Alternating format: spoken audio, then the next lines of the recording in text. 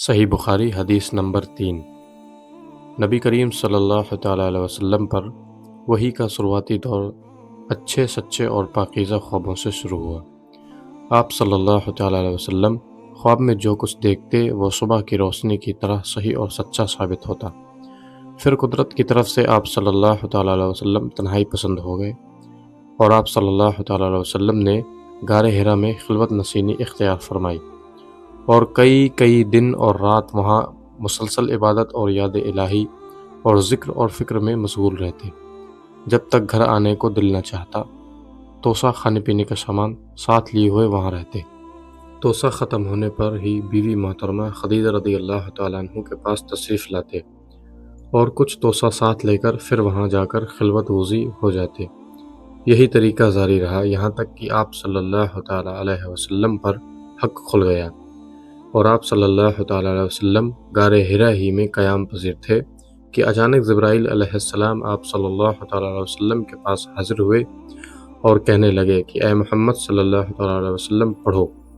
آپ صلی اللہ تعالیٰ علیہ وسلم فرماتے ہیں کہ میں نے کہا میں پڑھنا نہیں جانتا۔ آپ صلی اللہ تعالیٰ علیہ وسلم فرماتے ہیں کہ فرشتے نے مجھے پکڑ کر اتنی زور سے بھینچا کہ میری طاقت جواب دے گئی، پھر مجھے چھوڑ کر کہا کہ پڑھو۔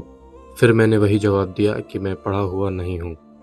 اس فرشتے نے مجھ کو بہت ہی زور سے بھینچا کہ مجھ کو سخت تکلیف محسوس ہوئی، پھر اس نے کہا کہ پڑھ۔ میں نے کہا کہ میں پڑھا ہوا نہیں ہوں۔ فرشتے نے تیسری بار مجھ کو پکڑا اور تیسری مرتبہ پھر مجھ کو بھینچا، پھر مجھے چھوڑ دیا اور کہنے لگا کہ پڑھو اپنے رب کے نام کی مدد سے جس نے پیدا کیا اور انسان کو خون کی فٹکی سے بنایا۔ پڑھو اور آپ کا رب بہت ہی مہربانیاں کرنے والا ہے۔ اسی لیے یہی آیتیں آپ صلی اللہ تعالیٰ علیہ وسلم جبرائیل علیہ السلام سے سن کر اس حال میں غار حرا سے واپس ہوئے کہ آپ صلی اللہ تعالیٰ علیہ وسلم کا دل اس انوکھے واقعے سے کانپ رہا تھا۔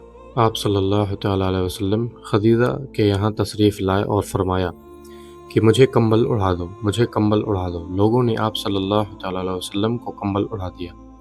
جب آپ صلی اللہ تعالیٰ علیہ وسلم کا ڈر جاتا رہا تو آپ صلی اللہ تعالیٰ علیہ وسلم نے اپنی بیوی محترمہ حضرت خدیجہ رضی اللہ تعالیٰ عنہ کو تفصیل کے ساتھ یہ واقعہ سنایا اور فرمانے لگے کہ مجھ کو اب اپنی جان کا خوف ہو گیا ہے۔ آپ صلی اللہ تعالیٰ علیہ وسلم کی بیوی محترمہ خدیجہ رضی اللہ تعالیٰ عنہ نے آپ صلی اللہ تعالیٰ علیہ وسلم کو ڈھارس بندھائی اور کہا کہ آپ کا خیال صحیح نہیں ہے، اللہ کی قسم آپ کو اللہ کبھی رسوا نہیں کرے گا۔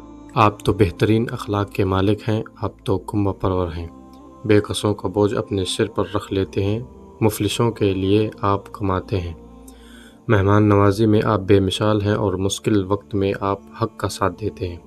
ایسی خوبیوں والا انسان اس طرح بے وقت ذلت اور خواری کی موت نہیں پا سکتا۔ پھر مزید تسلی کے لیے حضرت خدیجہ رضی اللہ تعالیٰ عنہ آپ صلی اللہ تعالیٰ علیہ وسلم کو ورقہ بن نوفل کے پاس لے گئیں جو ان کے چچا جات بھائی تھے اور زمانہ جاہلیت میں نصرانی یعنی عیسائی مذہب اختیار کر چکے تھے اور عبرانی زبان کے کاتب تھے۔ چنانچہ انجیل کو بھی حسب منشائے خداوندی عبرانی زبان میں لکھا کرتے تھے۔ انجیل سریانی زبان میں نازل ہوئی تھی، پھر اس کا ترجمہ عبرانی زبان میں ہوا۔ ورقہ اسی کو لکھتے تھے۔ وہ بہت بوڑھے ہو گئے تھے، یہاں تک کہ ان کی آنکھ کی روشنی بھی رخصت یعنی ختم ہو چکی تھی۔ خدیجہ رضی اللہ تعالیٰ عنہ نے ان کے سامنے آپ صلی اللہ تعالیٰ علیہ وسلم کے حالات بیان کیے اور کہا کہ اے چچا جات بھائی، اپنے بھتیجے محمد صلی اللہ تعالیٰ علیہ وسلم کی زبانی ذرا ان کی کیفیت سن لیجئے۔ وہ بولے کہ بھتیجے آپ نے جو کچھ دیکھا اس کی تفصیل سناؤ۔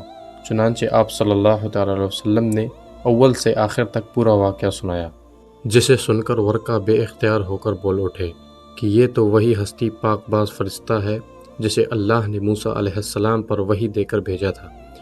کاش میں آپ کے اس عہد نبوت کے شروع ہونے پر جوان عمر ہوتا، کاش میں اس وقت تک زندہ رہتا جبکہ آپ کی قوم آپ کو اس شہر سے نکال دے گی۔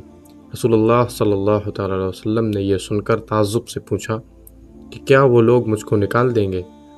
حالانکہ میں تو ان میں سچا اور امین اور مقبول ہوں۔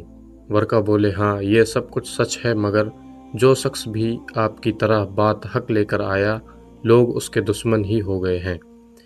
اگر مجھے آپ کی نبوت کا وہ زمانہ مل جائے تو میں آپ کی پوری مدد کروں گا۔ مگر ورقہ کچھ دنوں کے بعد انتقال کر گئے۔ پھر کچھ وقت تک وحی کا آنا رکا رہا۔